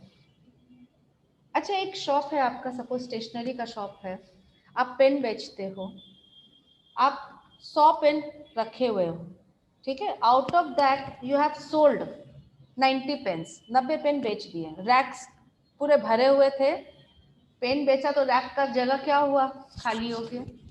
फिर आप क्या करोगे, business is a going concern, वहीं तो नहीं रुकोगे, फिर आप क्या करोगे, और पेन लाओगे, उसमें रखोगे और फिर उसे बेचोगे ना। पुरानी इन्वेंट्री का जगह नए ने ले लिया कि नहीं ले लिया, पुरानी इन्वेंट्री का जगह नए ने ले लिया, तो आपने इन्वेंट्री को इंटरचेंज कर दिया। कैसा इन्वेंट्री था जो चेंज करने लायक है, एक रिप्लेस्ड, ये सेकंड वर्ड लग रहा है, इन्वेंट्री ऑर्डिनरली इंटरचेंजेबल, एक का जगह दूसरा ले लेता है, तो उसे हम क्या कहते हैं, inventory ordinarily interchangeable. Got it. लेकिन आपका बिजनेस है, सपोज इसी को एग्जांपल देते हैं, सपोज आपका बिजनेस है फर्नीचर का, ठीक है, आप रेडीमेड चेयर्स खरीद के लाते हो, रेडीमेड टेबल्स रखते हो, बना बनाया, ओके, एक स्पेस है आपके पास, गोडाउन है, उसमें रखा हुआ है, फिर वहां से क्या होता है, सेल होते जाता है, और जैसे जैसे सेल होते जाता है आप और नया उसी तरीके का और चेयर्स ला करके रख देते हो फ्यूचर के लिए। तो कैसा इन्वेंट्री आपको लग रहा है, इन्वेंट्री ऑर्डिनरली इंटरचेंज, एक का जगह दूसरे ने ले लिया, नए ने पुराने का जगह ले लिया, तो वो इंटरचेंज कर दिया, ठीक है, ये सेकंड वाला है, इन्वेंट्री ऑर्डिनरली इंटरचेंजेबल। लेकिन उसके फर्स्ट में क्या लिखा है, इन्वेंट्री नॉट ऑर्डिनरी इंटरचेंजेबल। इसका क्या मतलब है, अब आप कस्टमर की डिमांड के अकॉर्डिंग फर्नीचर बनाते हो, एक कस्टमर ने ऑर्डर दिया, मुझे 4 लोगों के बैठने का डाइनिंग टेबल बना के देना, आप बना के रखे हुए हो, वो कस्टमर आया, आपने उन्हें वो डाइनिंग टेबल डिलीवर कर दिया, अब जो नया बन रहा है वो 6 लोगों के बैठने का बन रहा है, तो क्या नए ने पुराने की जगह ली, नहीं ले, क्या उसका कॉस्ट वही रहेगा, क्या उसको कॉस्ट निकालने का तरीका, उसमें अगर 10,000 लगे तो क्या इसमें भी 10,000 लगेंगे, क्या आप वही लगा सकते हो, पेन में तो था, यही पेन था, the cost of the pen was say 10 rupees, नया भी आ रहा है तो 10 रुपए का आ रहा है, या ज्यादा 1 रुपया इन्फ्लेशन के कारण आगे पीछे हुआ होगा। तो ये एक जो कैटेगरी है जहां आप कस्टमर के चॉइस के अकॉर्डिंग सामान बनाते हो, ये फर्स्ट कैटेगरी में आता है। नाम क्या लिख रहा है इसका, inventory not ordinarily interchangeable. Clear हुआ, एक इन्वेंट्री जो दूसरे का जगह नहीं ले सकता उसे क्या बोलते हैं, इन्वेंट्री नॉट ऑर्डिनरली इंटरचेंजेबल। उसके लिए मेथड है स्पेसिफिक आइडेंटिफिकेशन मेथड। अगर एक इन्वेंट्री का जगह दूसरा ले लेता है तो हमारे पास 4 मेथड है, simple average, weighted average, FIFO and LIFO, ठीक है। और अगर ये हिस्टोरिकल में तो टोटल कितने मेथड हो गए, हिस्टोरिकल में 5 मेथड पढ़ने हैं। एक ऑर्डिनरली इंटरचेंजेबल में एक मेथड है, specific identification method, not ordinary interchangeable में 4 मेथड है, LIFO, FIFO, simple average and weighted average, and non historical method में एक मेथड है एडजस्टेड सेलिंग प्राइस। ये पांचों मेथड हमारा कवरेज में है 5 नहीं 6 मेथड नहीं 4 5 6 मेथड हो गए। ये 6 मेथड हमें कॉस्ट देंगे माइंड इट, और कॉस्ट को फिर हमको किससे कंपेयर करना होगा, एनआरवी से, और जो भी लोअर होगा वो इन्वेंट्री का वैल्यू होगा, वही ट्रेडिंग पीएल ट्रेडिंग में जाएगा और बैलेंस शीट में जाएगा। ओके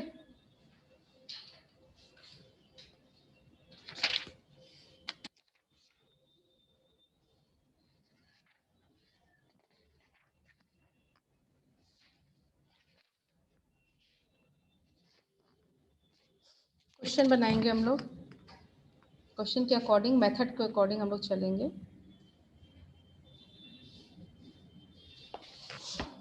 सबसे पहले हम लोग यहाँ कवर कौन सा मेथड करेंगे, ये FIFO, LIFO, weighted average and simple average, ठीक है, which inventory which are ordinarily interchangeable. Okay now we come to the copy.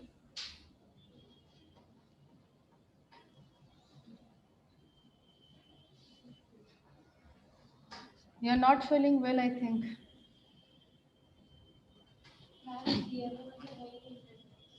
CMA में तो है ही नहीं, तो क्यों पढ़े है ना, छोड़ दे। हाँ आई नो कि सीएमए में नहीं है लेकिन आपका कॉस्ट अकाउंटिंग है ना, कॉस्ट अकाउंटिंग का पहला चैप्टर मटेरियल है, तो उसको यही सब चीज़ मुझे पढ़ाना है, ठीक है। तो that is why I have told you कि not to skip this class. आप इन्वेंट्री वाला क्लास बाकी और हम कोई भी क्लास करने के लिए आपको नहीं बोलेंगे जो सीएमए है सीएमए में नहीं है, but inventory you should go. Okay so cost कैसे निकालते हैं, कितना मेथड था, 2 मेथड था। कौन कौन सा मेथड था, एक था हिस्टोरिकल मेथड और एक था non historical method. Historical method में फिर 2 आ गया, क्या क्या आया, किस इन्वेंट्री के लिए, इन्वेंट्री नॉट ऑर्डिनरली इंटरचेंजेबल, है ना। इसके लिए एक मेथड है, इसका नाम है स्पेसिफिक आइडेंटिफिकेशन मेथड, और एक है इन्वेंटरी, शॉर्ट में लिख रहे हैं ऑर्डिनरली इंटरचेंजेबल। इसमें कितना मेथड कवर करना है, 4। कौन कौन सा, simple average, second is weighted average, third is FIFO, last is LIFO. और भी मेथड है पता है, इसके अलावा एक फीफो भी होता है लेकिन वो आपके सिलेबस में नहीं है, और यहाँ पर है एडजस्टेड सेलिंग प्राइस मेथड। तो total 6 method we have to cover, 4 इधर 5 और 6। सबसे पहले हम लोग इन 4 मेथड को कवर करेंगे। इन्वेंट्री जो ऑर्डिनरली इंटरचेंजेबल है, इसका मतलब इन्वेंट्री एक जैसी है, जब पुरानी बिक जाती है तो नई आ जाती है और नई पुरानी की जगह ले सकती है। सपोज आपको किसी पर्सन ने एक ऑर्डर दिया कि आप मुझे 10 पेन का बेच दो और किसी और को मत बेचना, मेरे लिए रखना, लेकिन कोई अर्जेंट ऑर्डर आ गया आप उसको दे दिए, तो कोई बात नहीं, आप उनके लिए नया मंगा करके उनको दे सकते हो, पुराने ने नई की जगह ले ली। लेकिन ये क्या आप डाइनिंग टेबल में कर सकते हो, एक कस्टमर के चॉइस के अकॉर्डिंग जो बना रहा है उसको वो नहीं देना, उसको कोई और देना, can we do it, no we can not. Inventory not ordinarily interchangeable है। ओके अब इसमें 4 मेथड है। एक क्वेश्चन है यहाँ पर, इलस्ट्रेशन नंबर 1।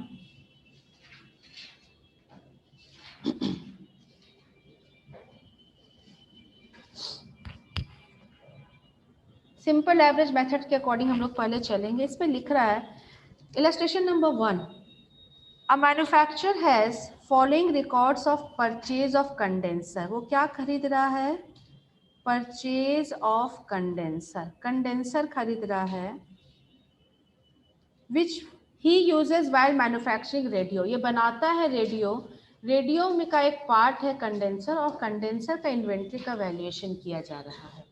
वो अलग अलग डेट में December 4, December 10, 11, 19 and 28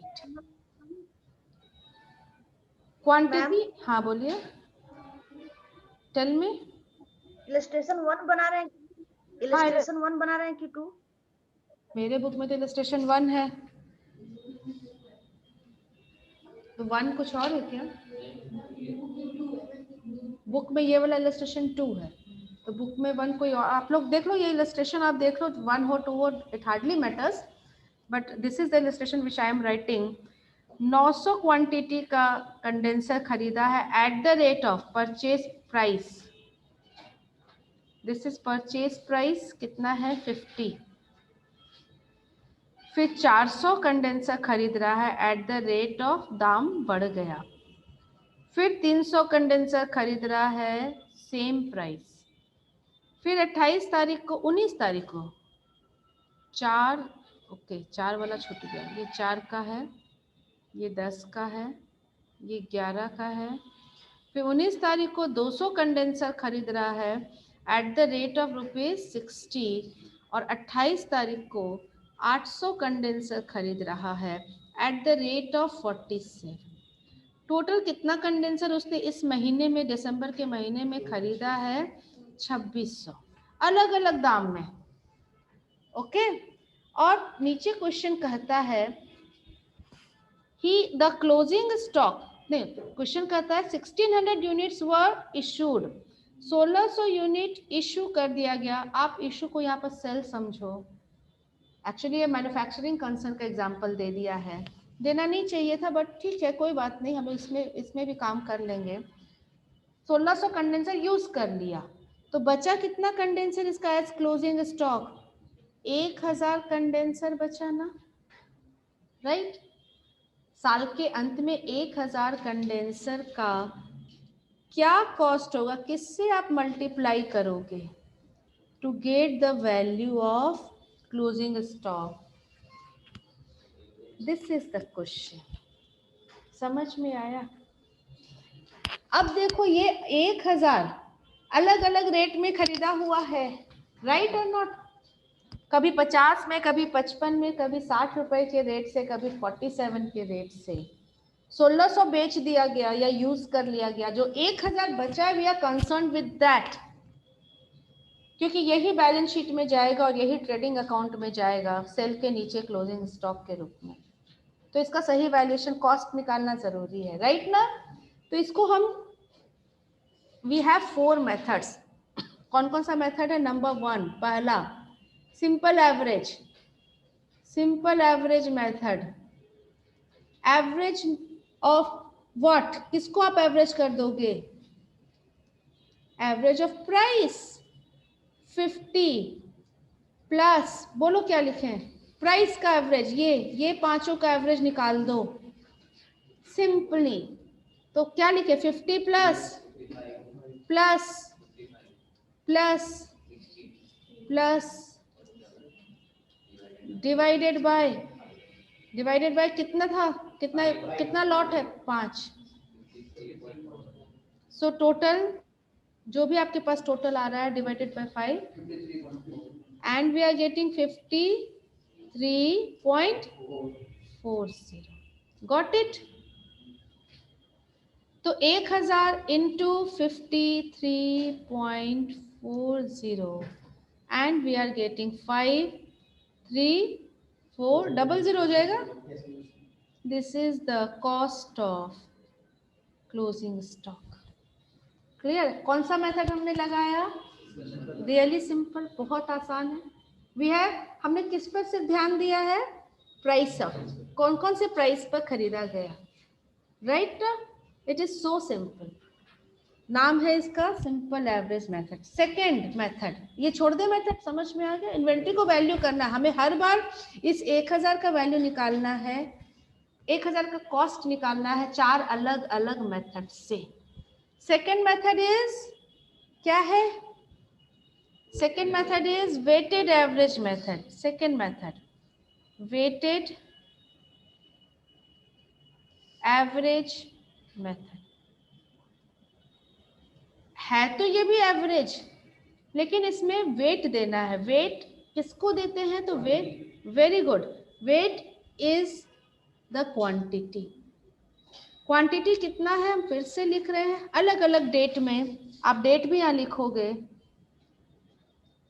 respective date 900, 400, 300, 200 and 800. Okay, the price is what? Price is 50 55, 55, 60 and 47. This quantity is nothing but W. W means weight. Right?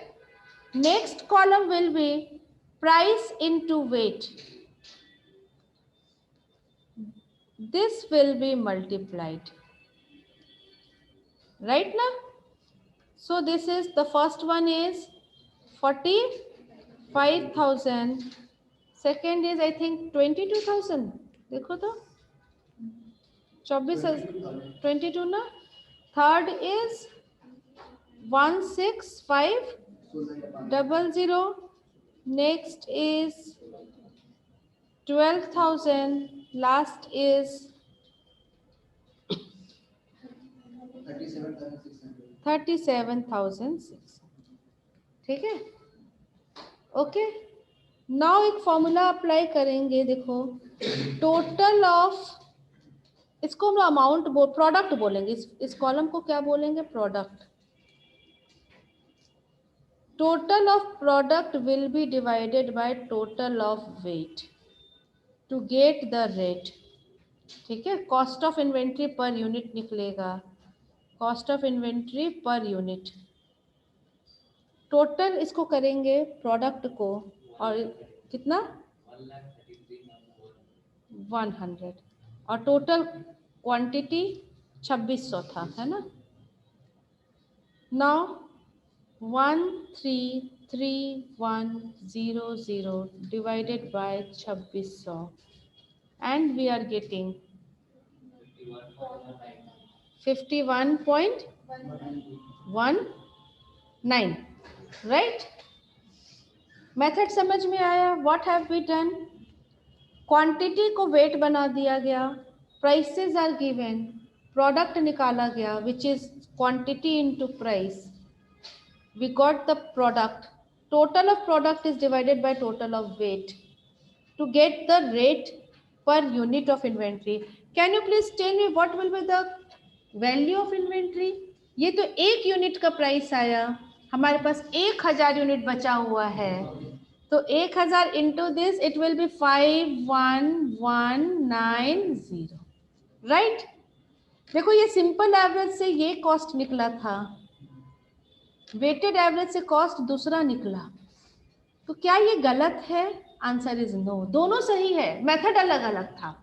वो सिंपल एवरेज अप्लाई किया तो उसमें इन्वेंट्री का cost निकल रहा है 53,400, या वेटेड एवरेज लगाया है तो कॉस्ट निकल रहा है 51,190. क्लियर है? दोनों अलग अलग मेथड, इसलिए वैल्यू अलग. चारों मेथड से 4 वैल्यू आएगा. You have to learn, you have to remember the formula. Cost per unit कैसे निकला है? Total of product is divided by total of weight. Product किसको बोलते हैं? Quantity into weight is known as product. Clear हो गया? ये second method था.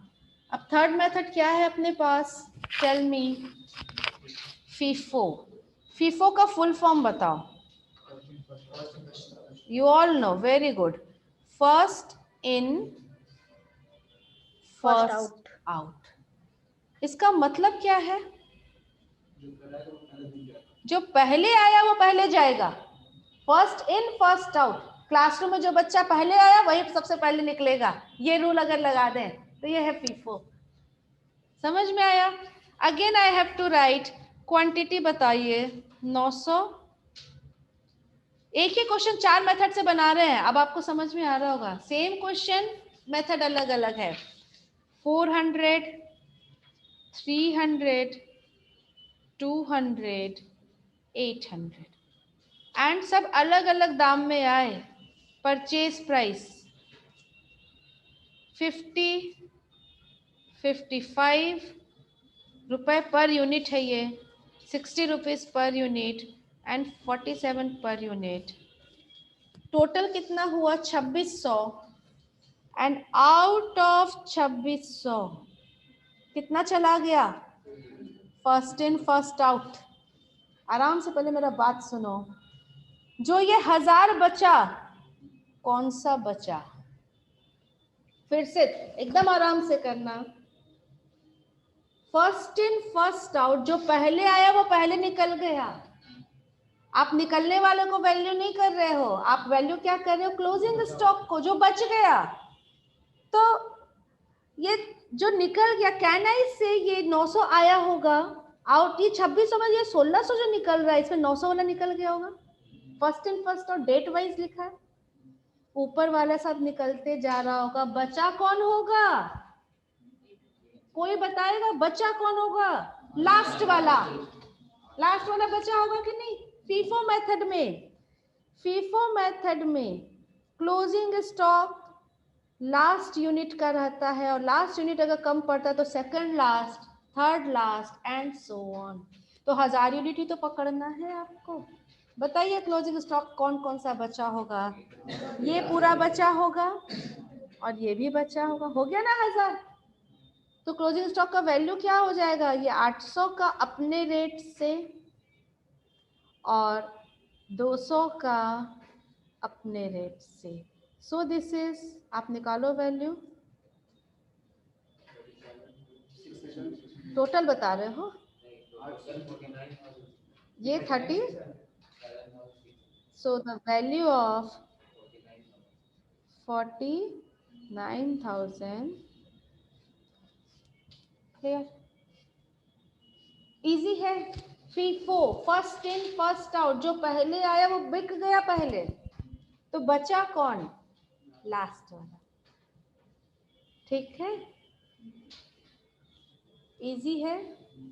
तो लीफो आप खुद बताना, आराम से बताना। LIFO last in first out, जो बाद वाला है वो पहले बिका, तो बचा कौन, जो फर्स्ट वाला। आप किसको वैल्यू कर रहे हो ना, क्लोजिंग स्टॉक को ना। तो क्लोजिंग स्टॉक कौन सा बचेगा, फर्स्ट लॉट का बचेगा, और फर्स्ट लॉट में कम पड़ेगा तो सेकंड लॉट। समझ में आ रहा है। तो क्लोजिंग स्टॉक पे क्या बचेगा, टेल मी। ये 900 बचेगा फर्स्ट लॉट का और 100 बचेगा सेकंड लॉट से। इसका क्या रेट लेंगे, 55।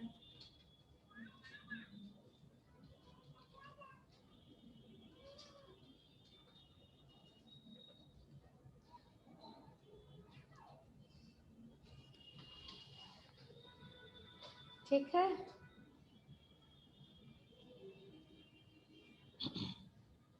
क्लियर।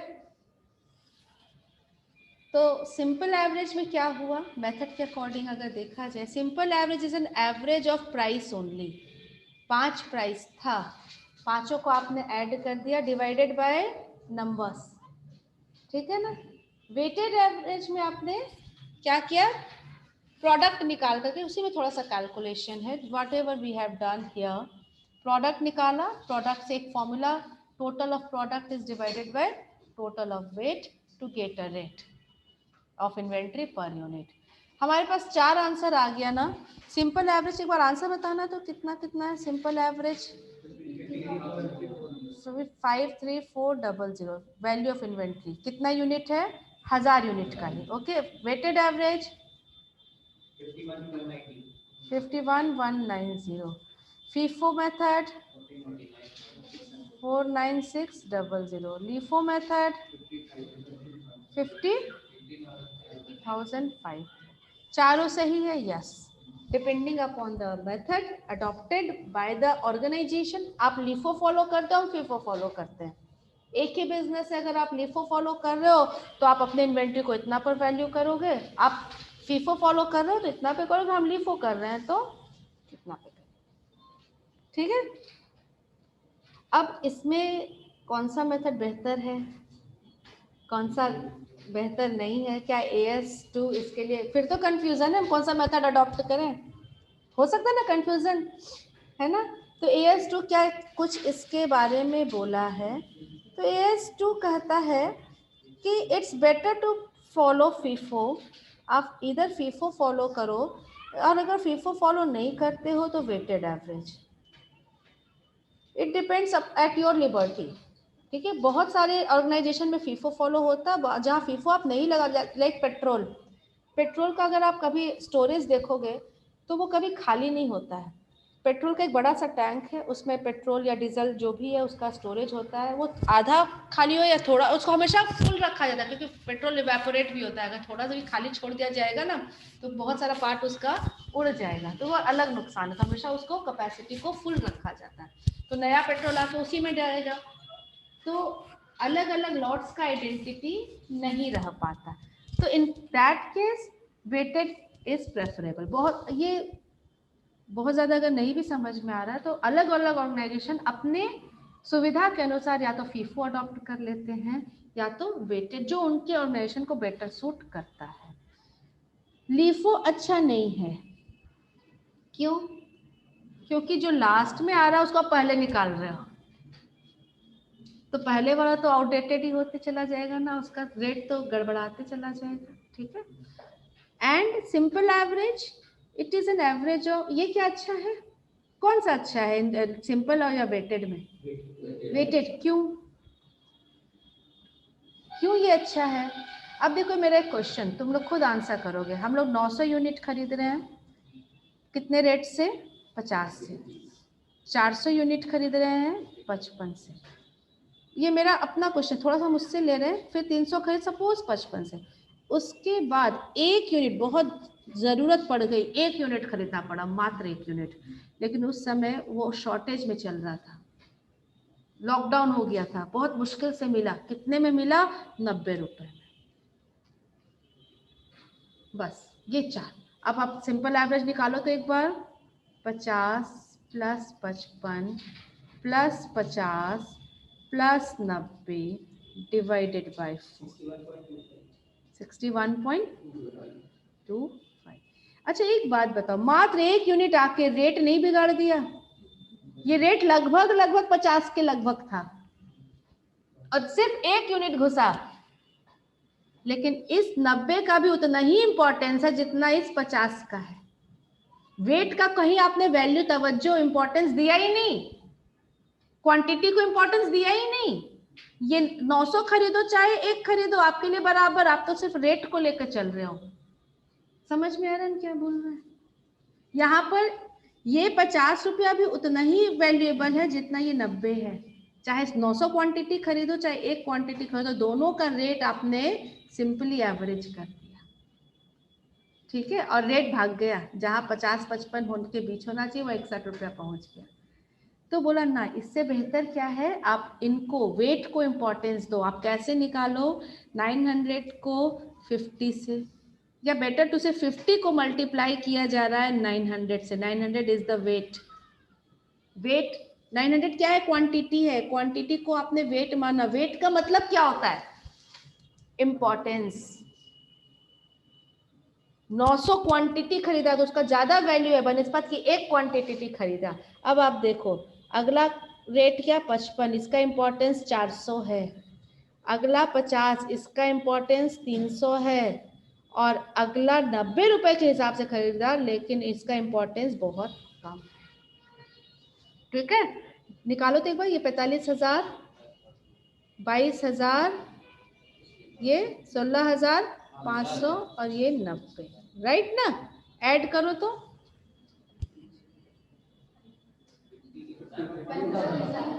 क्या? अच्छा यहाँ कितना हुआ? 15,000, ओ सॉरी 15,000। टोटल इज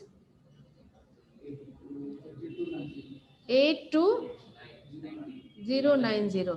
तो आप रेट निकालो तो, inventory per unit 82090 divided by क्या होता है? क्वांटिटी। क्वांटिटी कितना है अपने पास? कितना? 1, ये 1, फिर 0, 1601, 1601 से डिवाइड करो, बताओ हो गया आपके पास? लगभग 51 के 50-55 के बीच में है। तो सिंपल एवरेज आपको रेट खराब कर देता है। छोटा सा एक यूनिट आया, पूरा खेल बिगाड़ के चला गया, है ना? कॉस्ट बढ़ गया, तब तो लॉस ही दिखेगा ना। फिर तो कॉस्ट बढ़ेगा तो क्लोजिंग स्टॉक का वैल्यू बढ़ जाएगा, और बढ़ जाएगा तो फिर गड़बड़ा जा सकता है। सो इन 4 मेथड में हमारे AS2 ने क्या रिकमेंड किया है, बोलता है कि आप अपनी सुविधा के अनुसार, अपने बिजनेस के अनुसार या तो फीफो अडॉप्ट करो या तो वेटेड एवरेज अडॉप्ट करो, नेवर गो फॉर सिंपल। और लीफो कर सकते हो अगर आपको ऐसा लगता है कि वो हमारे लिए बेस्ट सूटेड है, बट उसके लिए बहुत ज़्यादा वैल्यू उसको नहीं दिया जा रहा है। तो हम लोग यही बोलेंगे कि रिकमेंडेड क्या है, इधर फीफो और weighted average. Okay, I think question 1 we have covered. Question 1 आपके बुक में शायद दूसरा है ना? जो भी है, आज का क्लास यहीं स्टॉप करेंगे क्योंकि उसके बाद कुछ थोड़ा अलग चीज़ पढ़ना है। We will start that in the next class. Okay, आज ओवर करते हैं, राइट। नेक्स्ट क्लास हमारा मेरे साथ अकाउंट सैटरडे को एज यूजुअल टाइम। ओके, अच्छा अभी सेकंड क्लास आप लोग का क्या है, को शायद ऑनलाइन अभी यहाँ नहीं होगा, है ना? सर का मैसेज आया है, you will get the class in YouTube. Okay, YouTube में आपको क्लास मिल जाएगा थोड़ी देर में, या सर जब अपलोड करें, but you will get the class. Urgently कहीं सर का इन्वॉल्वमेंट है, so we will have this class in recorded mode. Okay, अब हम क्लास ऑफ कर रहे हैं।